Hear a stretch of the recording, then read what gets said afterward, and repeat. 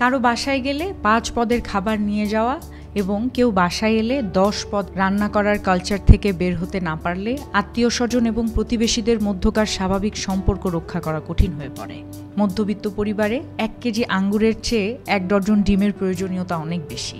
জাপানিরা কারোর সাথে দেখা করতে গেলে ১ কেজি চাল নিয়ে যায় উপহার হিসেবে। এদের প্রধান খাদ্য ভাত, আমাদেরও ভাত। তাহলে আমরা চাল নিয়ে গেলে সমস্যা কোথায়? যিনি বা যারা বেড়াতে যাচ্ছেন তারা যদি ওই বেলার বাজারটাই করে নিয়ে যান সবচেয়ে ভালো হয়।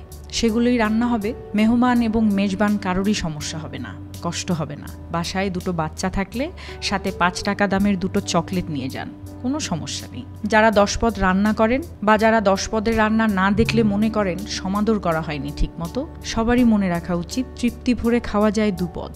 আরেকটা পদ যোগ হতে পারে আগে বা পরে সাপ্লিমেন্টারি হিসেবে। এই কালচার প্রমোট করার ক্ষেত্রে তরুণদেরকে এগিয়ে আসতে হবে। যারা একটা কালচারে